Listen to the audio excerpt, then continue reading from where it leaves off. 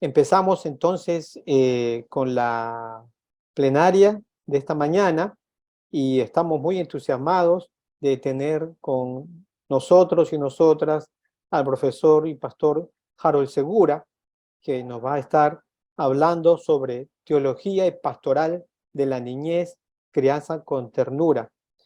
El pastor y profesor Harold Segura es de tradición bautista, es teólogo, docente universitario, colombiano de origen, y es director del Departamento de Fe y Desarrollo de World Vision para América Latina y el Caribe. Es escritor también de varias obras acerca de la misión cristiana, la teología de la niñez y liderazgo basado en la fe. Estamos muy contentos de tener una vez más al profesor y pastor Harold Segura con la FTL y muy sedientos de escuchar lo que tiene para decirles. Gracias, Harold, por aceptar y estar con nosotros en esta mañana. Bueno, muchísimas gracias. Muchísimas gracias, César, Juan José, la Junta Directiva de la FTL por darme este privilegio que disfruto tanto de poder abrir esta jornada con el tema que ustedes han visto, que es un tema no tan frecuente en la FTL, lo cual me alegra doblemente. Un saludo para todos, para todas. Veo aquí varios amigos y amigas a quienes envío un saludo y mi abrazo. Como les decía, me alegra mucho saber que esta consulta teológica tiene como tema perspectivas teológicas y pastorales sobre niñez, juventud, adultez y ancianidad. Y en el caso particular de esta conferencia inaugural, ustedes me han dado el privilegio del tema perspectivas teológicas y pastorales de la crianza con ternura. La verdad es que estos temas sobre niñez, familia, ternura, no han sido los que históricamente más hemos frecuentado en la fraternidad teológica latinoamericana. No es que no se hayan tratado, sino que a mí me parece no han ocupado el centro de la reflexión teológica de la fraternidad teológica latinoamericana durante sus décadas de historia. Eso mismo, hay que decirlo, ha ocurrido en los sectores más progresistas de las teologías latinoamericanas. Los temas de familia, niñez, ancianidad y otros que vamos a tratar en la consulta no son los que han estado tampoco en esos sectores en el centro de su principal interés. Un dato curioso, la revista, quizá una de las revistas más importantes en lecturas latinoamericanas de la Biblia, Ribla, es una red que acaba de publicar su primera revista sobre tema de niñez. Que si ustedes me dan tiempo, yo creo que puedo poner el PDF de esa revista, la revista Ribla, de interpretación bíblica latinoamericana sobre estos temas. Entonces, ni en esos sectores más progresistas, ni en la FTL, los temas han ocupado, como decía anteriormente, su centro. Por varios años, el interés de estos temas de familia y niñez fueron asumidos por algunos sectores de la FTL o personas. En el caso de familia, ¿cómo no mencionar a Eirene Internacional, que durante varias décadas nos lideró y nos animó respecto de los temas de familia, salud mental, espiritualidad y otras más? Eirene, como bien recuerdan, era coordinado por el doctor Jorge Maldonado, a quien rendimos un homenaje a su memoria y al aporte que hizo a la FTL. Además de Irene, quizás se deba reconocer también, sobre todo en el campo de la niñez y dentro de la FTL, el trabajo teológico del doctor Daniel Esquipani, que me alegra muchísimo saber que está aquí esta mañana. No sabía que ibas a estar con nosotros, Daniel. Pues yo quería reconocer el trabajo que hiciste porque Ya desde 1987 habías coordinado la edición de un libro titulado, no sé si ustedes recuerdan o conocen este libro, Los niños y el reino, publicado por la editorial La Buena Semilla de Colombia, y estamos hablando de 1987, un libro que pasó lógicamente por los canales de la FTL, con los enfoques de la FTL, dentro de la familia de la FTL, pero que no tuvo quizá el reconocimiento que debería haber tenido porque no era el tema central de nuestra reflexión. En la presentación original de la FTL se dice que somos una plataforma de diálogo entre pensadores que confiesan a Jesucristo como Señor y Salvador y están dispuestos a reflexionar a la luz de la Biblia a fin de comunicar y encarnar el Evangelio en medio de las culturas latinoamericanas. Es decir, hay una presentación a la reflexión abierta. No se dice cuáles van a ser los temas centrales de esa reflexión, pero haciendo el análisis histórico, uno sabe que hubo temas que captaron mucho más la atención que otros. Familia, niñez y los temas de esta consulta no estaban en el centro, y lo repito ya por 10ª vez. En el cuarto objetivo de la Fraternidad Americana, tal como aparece en su sitio web, a la fecha dice: promover la reflexión y el desarrollo de un pensamiento cristiano crítico, fiel al Evangelio y pertinente a los nuevos retos que el mundo moderno plantea a la fe cristiana y a la vida cotidiana de las iglesias locales. Cierro comillas. El eje que nos define entonces es la reflexión y el enfoque encarnacional del Evangelio. En esta consulta se recoge entonces una parte de la tradición de la FTL que, aunque no ha sido la más relevante, siempre ha estado presente, porque a mí me parece que la reflexión a la cual se refieren nuestros estatutos y nuestros documentos fundantes es una reflexión teológica de compromiso pastoral. Yo creo que esa es una caracterización de la FTL, una reflexión teológica de carácter pastoral. Pero dentro de esa reflexión teológica de carácter pastoral, captó mucho más la atención el tema social, político y el tema que es la pasión central de la FTL, que es la transformación de la sociedad. Cómo soñar con una nueva América Latina, y eso aparecía, eso sí, en el centro de esa reflexión teológica. Creo que el tema de la transformación, porque por ahí voy a entrar con el tema también de niñez y familia, el tema central ha sido transformación. Lo que tenemos que preguntarnos hoy, después de estas décadas de trayectoria histórica, es ¿a qué transformación nos estábamos refiriendo? ¿Cómo pensábamos la transformación? Quizá eso no fue tan explícito. Lo era implícito. Estábamos hablando de una transformación de las estructuras sociales. ¿Y cuál era el plan que teníamos para lograr esa transformación? Yo lo que voy a proponer aquí en esta presentación es que cuando hablamos de niñez, familia y ancianidad, no solamente estamos presentando ahora un tema descuidado, sino que estamos intentando presentar una nueva forma de entender transformación social. Esa básicamente va a ser la idea germen que voy a intentar desarrollar a partir de la plataforma filosófica de la FTL. Ha sido transformación, pero si hablamos de transformación, tenemos que hablar de qué transformación y cómo entran nuestras formas de convivencia cotidiana y cómo suma la cotidianidad para la transformación social.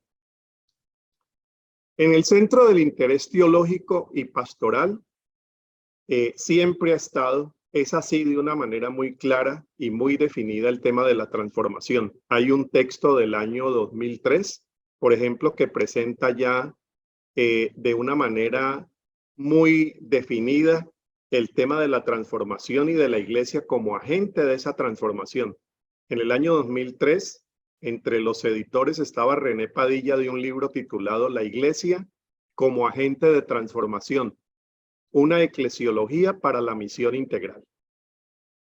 Ese libro es representativo de la forma, consciente o no, como los militantes de la FTL hemos entendido transformación.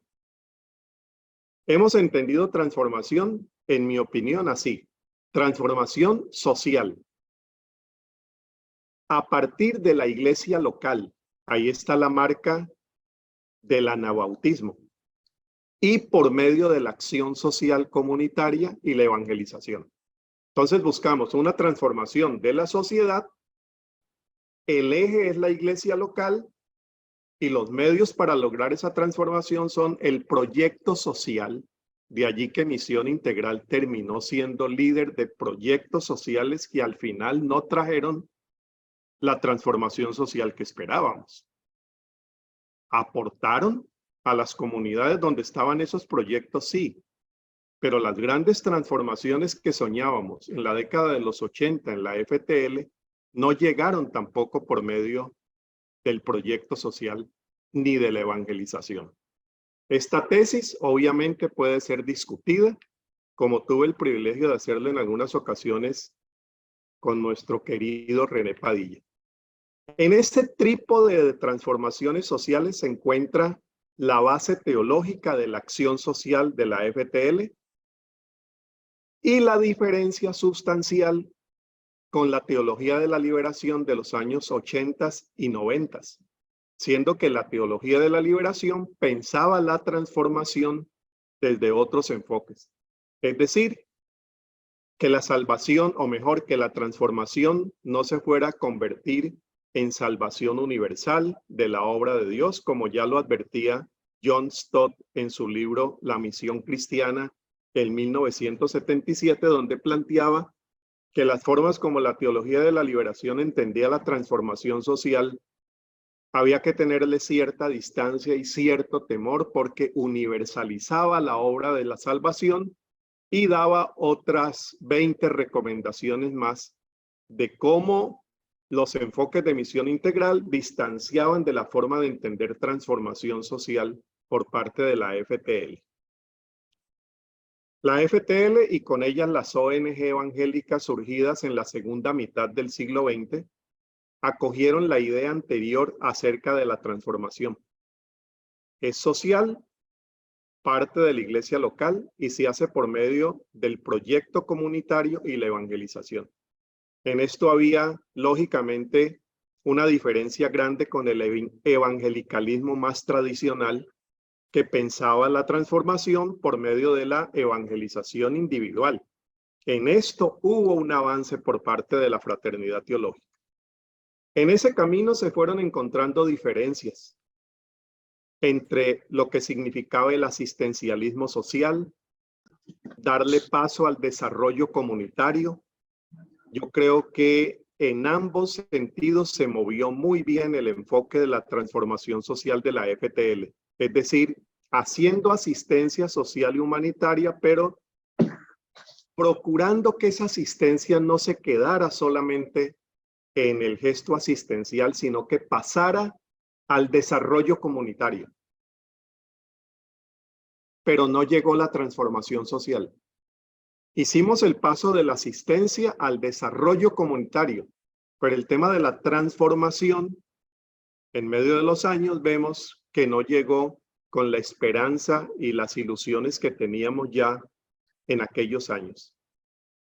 Sin desconocer el valor del asistencialismo, siempre necesario, y del desarrollo comunitario, bastante gratificante. Lo digo yo, que pertenezco a una de las ONG que encarna la filosofía de la FTL y de la misión integral. Pero hoy, más de 40 años después, necesitamos hacernos la pregunta que no nos hicimos quizá con la misma contundencia décadas atrás. Si la misión es transformación, ¿a qué transformación nos referimos? cuál es el enfoque y cuál es el modelo de transformación que nosotros vamos a reflexionar para las próximas décadas. Aprendimos la insuficiencia del asistencialismo. Ya voy a llegar al tema de niñez. Aprendimos la insuficiencia del asistencialismo. No resolvía los problemas. Aprendimos las limitaciones del desarrollo y aprendimos los vacíos de las revoluciones políticas. ¿Cuál es entonces teológica y pastoralmente la propuesta de transformación social hoy? Creo que esa es la pregunta cuando hablamos de niñez, cuando hablamos de familia y de ancianidad. ¿Esos temas suman sustancialmente a la transformación social que siempre hemos soñado? ¿O son la resignación de que siendo que la transformación no se logró, pasemos a temas más puntuales y pastorales? En esta ocasión y ante ustedes, presento unas ideas germinales, muy germinales, créanlo, para una propuesta de transformación. Transformación de la cultura, desde la base de nuestra vida cotidiana. Una transformación de las culturas que pasan por familia, escuela, comunidad, iglesia local, barrio, de tal manera que mientras sanamos y transformamos nuestras relaciones de convivencia, ahí va a llegar la ternura, nos vamos movilizando para incidir ante las estructuras sociales, las políticas públicas, y así lograr cambios sociopolíticos que hagan viable, en cuanto sea posible, aquí y ahora, la utopía del reino de Dios, que es sueño de justicia, ternura y paz. La propuesta encarna transformación de la cultura. Para lograr transformaciones macro, comenzar por transformaciones micro y simultáneamente buscar esas otras movilizaciones que menciono ahora. Javier Picasa, reconocido teólogo español, en un libro que recomiendo, La familia en la Biblia, una historia pendiente. Miren el título de un teólogo y un biblista como Picasa. La familia en la Biblia, una historia pendiente. Afirman, hay que poner en marcha una revolución de la familia. Pues las revoluciones anteriores, la revolución burguesa, la revolución socialista, la revolución económica y la revolución política, no llegaron al corazón de la vida humana. No han resuelto los grandes problemas. La familia, dice él, este es el lugar de la revolución pendiente de la vida humana. En contra de aquellos que piensan que la familia se acaba, quiero decir que ella no solo permanece, sino que en un sentido está ganando en importancia. Pues no es algo que parece natural, no es algo ya dado, creado desde fuera, sino algo que nosotros mismos vamos troquelando a partir de unos principios previos: atracción sexual, acogida de los hijos, crecimiento compartido en fraternidad, etcétera. Y en esa línea su futuro no está decidido, sino que debemos trazarlo nosotros. Allí habla él de los nuevos modelos de familias, sabiendo que la tarea de creación de la familia se ha vuelto quizá el tema central de nuestro tiempo. En este contexto teológico y pastoral, es como surge en América Latina la propuesta cristiana de crianza con ternura. Es una propuesta que crece entre varias organizaciones cristianas evangélicas, en diálogo ecuménico con sectores católicos interesados en esto de la revolución de la ternura, que es una expresión que, por cierto, el Papa Francisco ha mencionado en varias ocasiones. La mencionó hace 8 días hablando de la revolución de la ternura. Y hay detrás varios teólogos incidiéndole al Papa para que hable más frecuentemente del tema, porque estamos pensando que allí está la revolución pendiente. El movimiento con la niñez y la juventud un movimiento que nació en el seno de uno de los CLADES, y el movimiento o el programa Centralidad de la Niñez han sido dos movimientos que han estado muy atentos al desarrollo de esta propuesta de crianza con ternura. El movimiento con la niñez y la juventud es un movimiento evangélico integrado por Compassion, TIRFAN, Claves, Paz y Esperanza, Viva Network, World Vision y otras más. Y en el caso del programa Centralidad de la Niñez está conformado por sectores católicos: CELAM, Paz y Alegría, Cáritas, Confederación Internacional de Religiosos, Confederación Internacional de Colegios Católicos, y en ese diálogo, a partir de la familia, la niñez y la juventud, hemos encontrado caminos comunes para pensar en que aquí podría estar el frente de transformación social que no hemos atendido y que pudiera ser sustancial para soñar con una América Latina nueva, como la sigue soñando el reino. Ahora sí voy a hablar de la ternura, en ese marco de transformación social. La ternura, como la pensamos en estos movimientos, es una perspectiva de transformación humana integral. Una perspectiva que humaniza nuestra respuesta ante la violencia para que sea algo más que un proceso técnico, que son los procesos que muchas veces Misión Integral promovió, procesos técnicos a través de la tecnología de intervención social, las tecnologías de trabajo social, que muchas veces se centraban en los logros del proyecto, pero no humanizaban siempre las relaciones. La ternura está hablando de una propuesta de transformación humana que humaniza nuestra respuesta ante la violencia, que reconoce, y esta parte es muy importante, la dimensión afectiva del desarrollo. El desarrollo tiene una dimensión afectiva. El cambio social tiene una dimensión afectiva y que nos permite, teniendo esa dimensión, una propuesta de desarrollo más integral y que moviliza a la solidaridad de las personas a favor de las personas más vulnerables y con ellos como protagonistas de su mismo desarrollo. En resumen, sería una propuesta de transformación que humaniza la respuesta, reconoce la dimensión afectiva y moviliza a la sociedad en procura de trabajar y luchar a favor de las personas más vulnerables. Me centro ahora en crianza con ternura. La crianza con ternura es una corriente de crianza, es un enfoque de la crianza que se enfoca en las relaciones afectivas entre padres, madres, hijos e hijas, en busca de promover ambientes amorosos.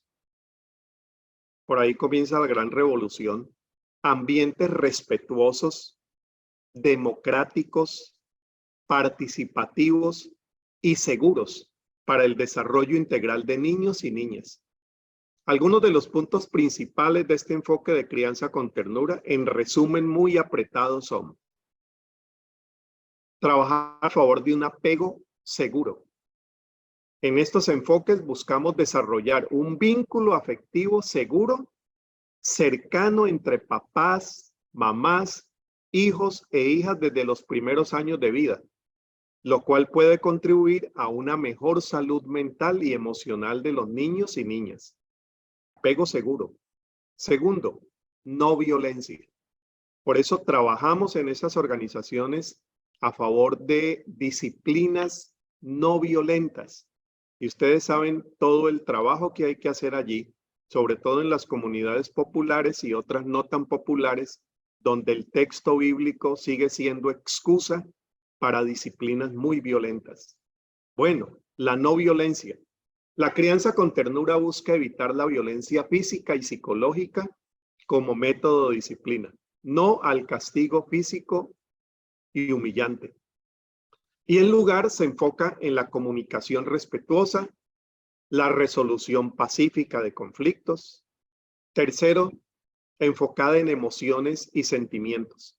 se promueve la expresión libre y sana de emociones, de sentimientos, tanto por parte de niños y niñas como de papás y mamás, lo que puede contribuir a una mejor comprensión y manejo de las emociones. Cuarto, autoestima y respeto. Se busca fomentar la autonomía y la independencia de los niños y las niñas, permitiéndoles tomar decisiones, participar activamente en su propio cuidado. Crianza con ternura no solamente apuesta por la protección de la niñez, sino también por la autoprotección de los niños y las niñas, de su propio cuidado y desarrollo, siempre con respeto y apoyo de papá y mamá, o cuidadores y cuidadoras, como sucede en miles y millones de hogares latinoamericanos donde no necesariamente está papá y mamá, sino otros cuidadores y cuidadoras. Y quinto, comunicación y diálogo. La crianza con ternura busca fomentar una comunicación abierta y honesta entre papás, mamás, hijos e hijas, lo que puede contribuir a una mejor comprensión mutua y a la resolución pacífica de conflictos. Como tal, la crianza con ternura es una alternativa.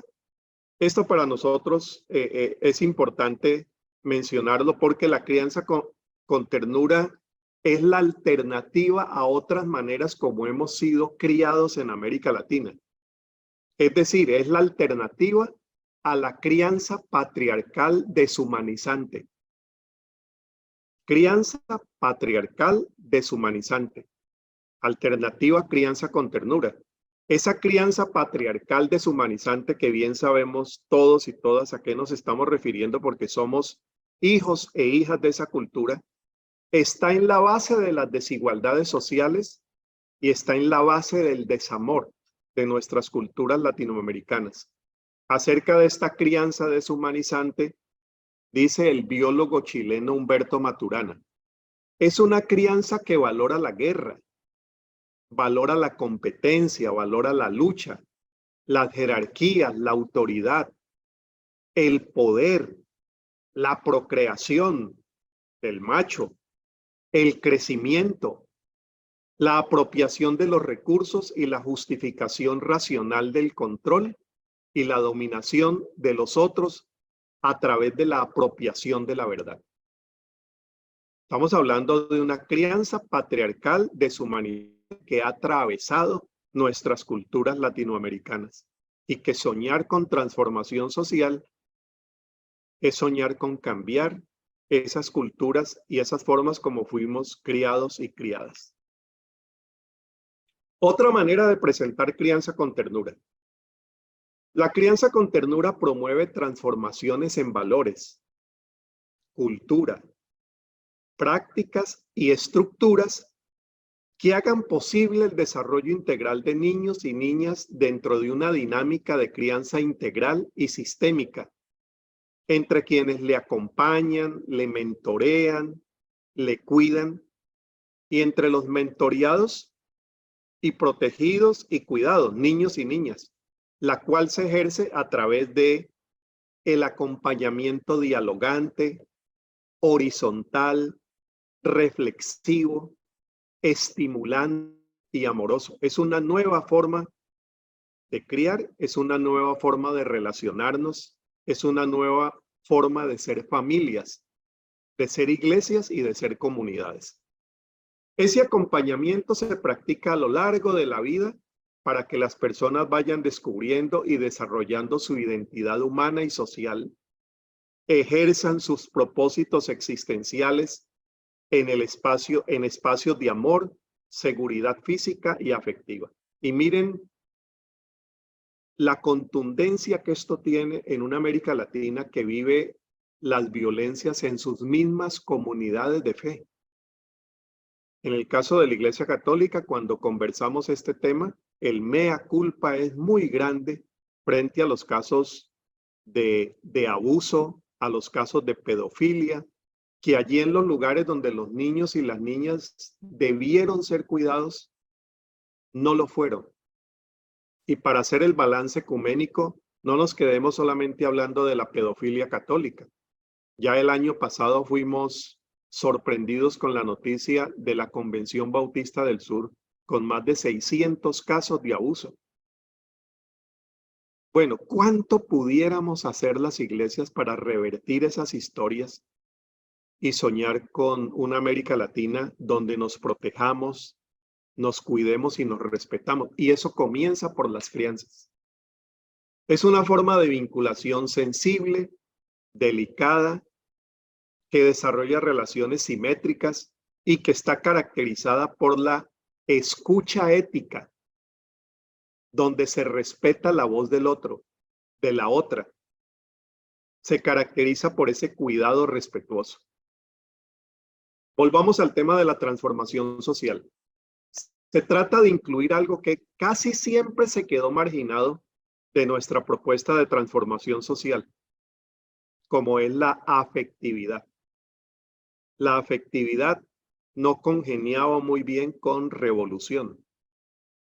La doctora Ana Greller, colega de World Vision, dice acerca de esto lo siguiente. Humberto Maturana, Alejandro Kusianovic, Paulo Freire proponen que el ejercicio de la justicia requiere efectivamente una afectividad, no solamente efectividad militar, no solamente efectividad política, se requiere una afectividad humana. Siguen diciendo Maturana, Kusianovic y Freire, aprendida desde la crianza. Consecuentemente, no es solamente un ejercicio intelectual y racional, sino un ejercicio integral, donde entra la reflexión, pero entra también la emoción. Valga decir que palabra reflexión es una palabra muy querida dentro de nuestro círculo de la FTL, pero ellos están diciendo, además de la reflexión, la emoción. Es por eso que la crianza con ternura termina siendo un acto revolucionario, sigue diciendo Ana Greller. Por eso, ternura es acto revolucionario, porque ayuda al niño, a la niña, al adolescente, al y a la joven a descubrir y realizarse como seres amorosos, no ingenuos ni manipulables, sino comprometidos con la reflexión y la acción humanizante, la acción transformadora, la acción liberadora de todas aquellas personas carentes de amor y de justicia. Se puede entonces presentar así. La crianza con ternura se trata, si ustedes me lo permiten, de una revolución cristiana de tipo social y personal. Es una respuesta que promueve la transformación de las estructuras educativas, culturales, pasan por ella las eclesiales, ¿cómo no?, que han perpetuado la crianza patriarcal deshumanizante expresada por medio del miedo y del dolor. Miedo y dolor que aprendimos en nuestras casas, continuamos en nuestras teologías y se afirmaron con muchas de las revoluciones de izquierda. Es la alternativa ante el fracaso de las revoluciones políticas, ideológicas y tecnológicas. Javier Picasa dice, está por suceder entonces otra revolución si las otras no nos dieron lo que soñábamos, a pesar de que lo dimos todas por ellas, todo por ellas. También ante el fiasco del tradicionalismo moral y religioso. Estamos ya a más de un siglo de evangelicalismo en América Latina. Ni revoluciones de izquierda, ni cambios de derecha, ni el tradicionalismo moral y religioso del evangelicalismo nuestro han traído lo que América Latina está esperando. Es la propuesta, la ternura, una propuesta transformadora que reconocemos en Jesús y el Evangelio, quien supo que los cambios más profundos y duraderos son los que comienzan en el corazón. Por eso Leonardo Boff, al hablar de la ternura, dice que esta es una revolución cordial, de cordis, corazón. Esta es una revolución cordial. Desde el interés social y teológico, a nosotros y a nosotras nos alegra mucho ver cómo sectores de la teología formal están tratando el tema desde diferentes ángulos. Hay una bibliografía cada vez más extensa, congresos, reflexiones, procesos pastorales a favor de la crianza con ternura. Y sobre bibliografía, Leonardo Boff, solamente menciono Derechos del Corazón, una inteligencia cordial, publicado por Editorial Trota. La Fuerza de la Ternura, también de Leonardo Boff, publicado por Ediciones Davar en México. Ana Cristina Greller, mi colega, Crianza con Ternura. Junto con Ana Cristina, editamos un libro publicado en el 2018 por Editorial CLIE llamado Ternura, la revolución pendiente. Esbozos para una teología de la ternura, y ustedes con las palabras que les dejo entienden ahora por qué la estamos llamando la revolución pendiente. El cardenal Karl Casper, que ha escrito un libro fundamental para estos temas, La misericordia, clave del evangelio y de la vida cristiana, y hay cada vez más publicaciones, muchas en España, sobre el tema de la ternura, tanto en el seno de la familia, de la comunidad eclesial y de la comunidad en general. El profesor Guillermo Mesa Salcedo, y voy terminando, profesor de la Universidad Javeriana de Colombia, dice: esta ternura abrazadora, envolvente, protectora y salvífica es la quinta esencia del Dios creador, liberador, que se ha revelado eternamente a la humanidad, de la cual los escritos bíblicos dan testimonio.